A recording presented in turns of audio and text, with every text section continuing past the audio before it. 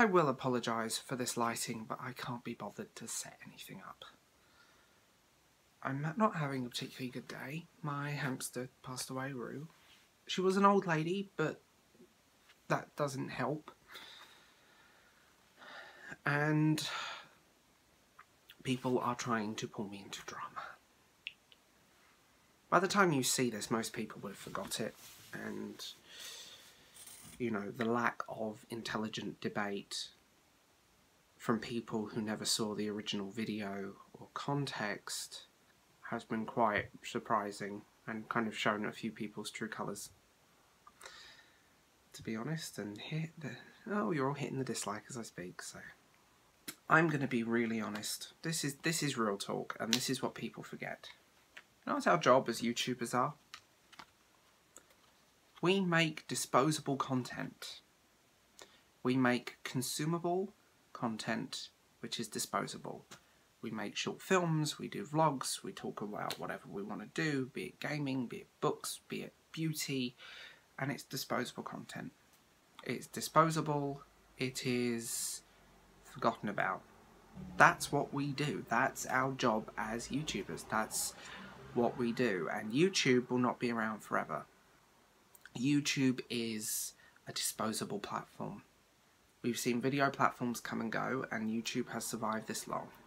But YouTube, basically, and I'm sorry to tell you this, people, bleeds money. YouTube makes no money for Google. It just about breaks even. Barely. Barely breaks even for Google. And I'm not wrong. It's quite interesting. My suggestion is go to Google and, ironically, or your search engine of choice, and have a look. You'll be quite surprised at their ingoings and outgoings. One day we're going to have to change platforms. It won't be here forever. The law of averages states that Booktube won't be around forever. And that's fine. YouTube won't be around forever. And I remember things like Blip TV and MySpace, and God, we're going back, aren't we? And I'm also going to be real that most of the people making content wanting to be like the big YouTubers they admire will never be.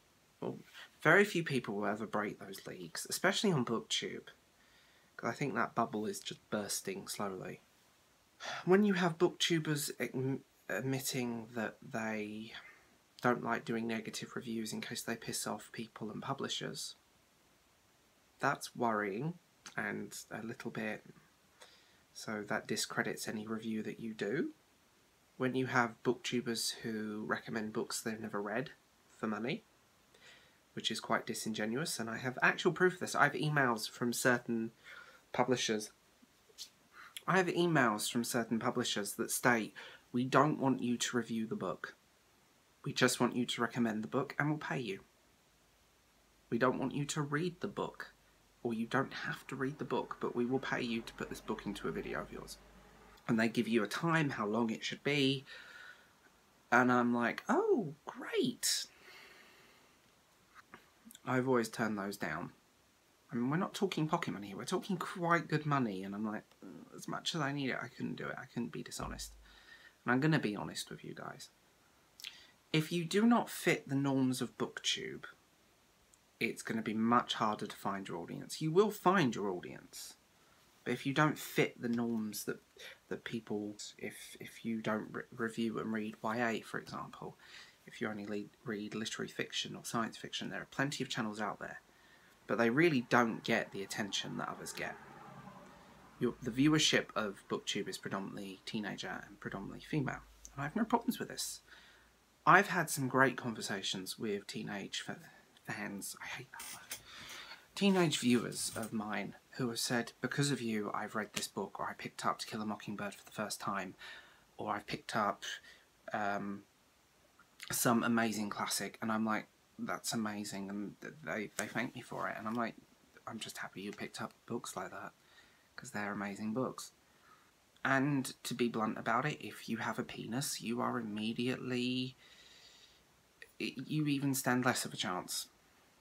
Every booktuber has to appear completely relatable and completely smiley, even if you're dead inside. And like I said in another video, you will only ever see me at my best.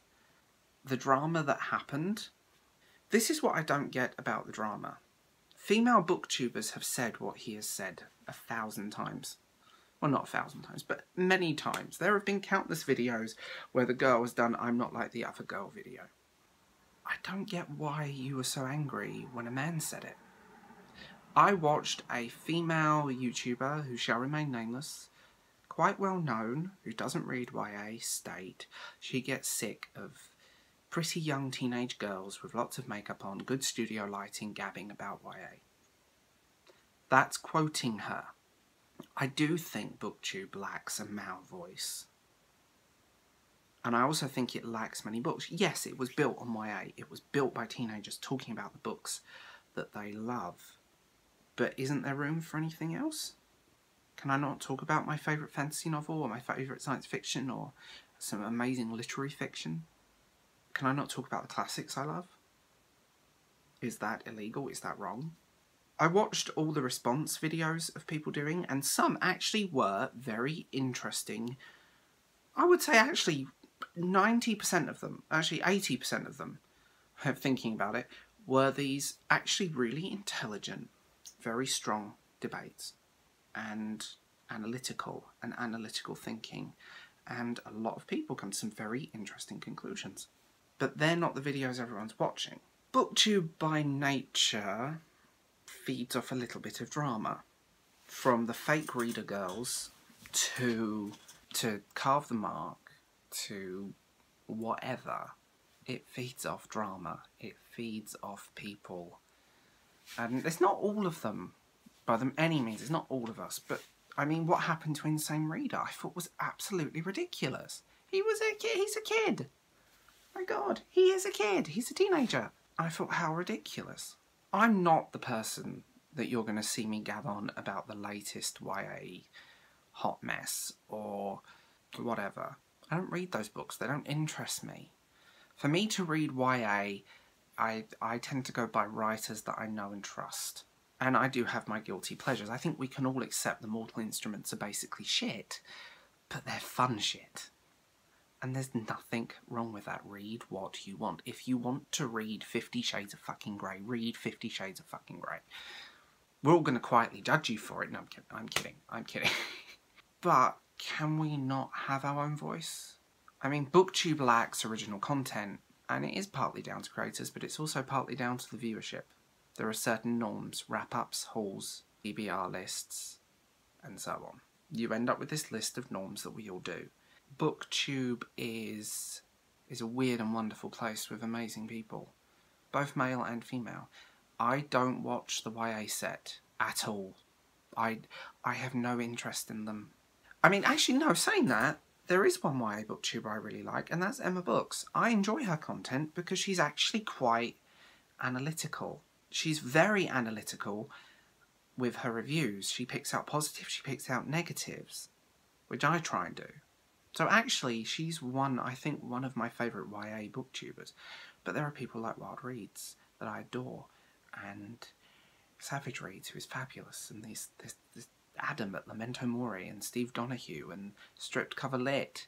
You know, there are these amazing channels. Booktube shouldn't be this catty place. It shouldn't be this bitchy. It should be a place of debate, an intelligent debate. If you don't like something, don't go in a rant video and call the person triggered. Especially if you've never seen the video that started it all. At the end of the day, Booktube, me, you, if you make videos, if you review books, to be blunt about it, you are unpaid. We are unpaid promotion. We are unpaid promotion for most publishers.